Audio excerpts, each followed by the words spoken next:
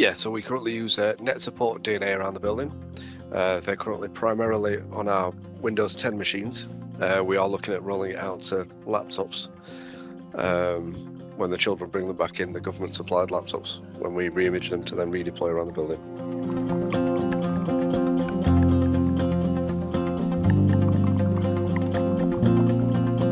Yeah, so as we all know, safeguarding is key to keeping all children safe, and we did use an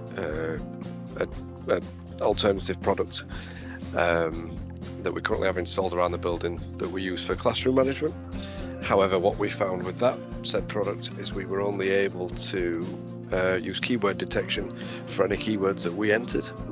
It's not automatically updated for us, and we found that after testing and after discussions that it would make a lot more sense if the company, or if we could find a solution that automatically updated to help us keep the children safe here, because as anybody who's ever worked with children will know, the terminology that they use and the words that they use to describe things changes on a daily basis.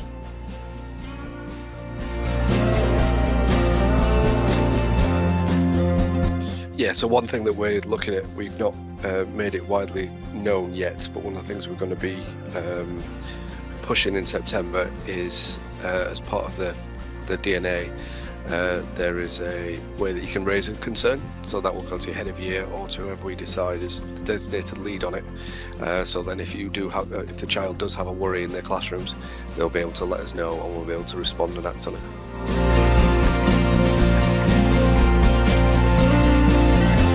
It was can sometimes be quite clunky, and also the fact that the version that we had didn't do the auto updating of the word lists, and that was a major drawback for us, is because I can't even imagine the amount of time and effort it takes to build up a word list like that, and one that does it on its own via various updates is just a no-brainer for us.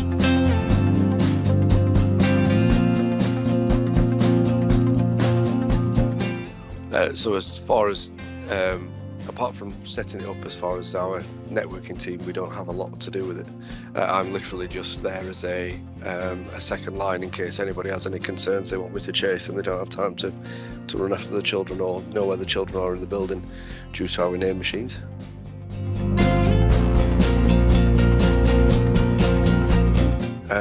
Straightforward. I would say straightforward, simple. It's easy to use. It's quite intuitive. It's just everything that you want as from a kind of a piece of software. You don't want to have to spend half your time learning where all the different little nuances and parts of it are saved. You literally want it to be simple and straightforward that you can give somebody minimal training on and they'll be able to work on it and use it.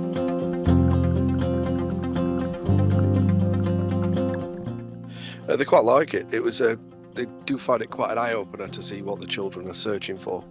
The added bit of the context that's given with the stuff that gets flagged is something that you can't really do without for the type of software that it is, because you can differentiate between somebody actually wanting to try to do something and somebody searching for legitimate learning materials on that said thing.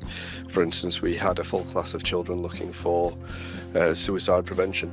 Now, if there wasn't any of that context there, you could be thinking that we've got 32 children wanting to do self-harm to themselves, whereas actually it was just a part of a lesson that we're working on it, and we got that purely from the context given via the emails and via the stuff that was logged. And also it tends to, in the emails that the staff get sent, it does send a brief description of what the program is that is the stuff's been typed on, and then it gives you normally a sentence or a short paragraph on what's actually been typed, and that's really useful.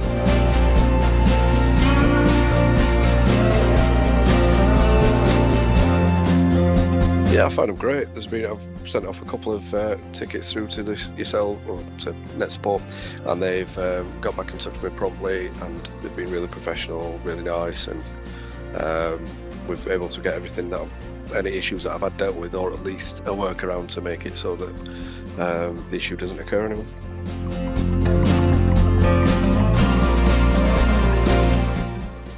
Oh, definitely, yes. I would recommend it to others 100%.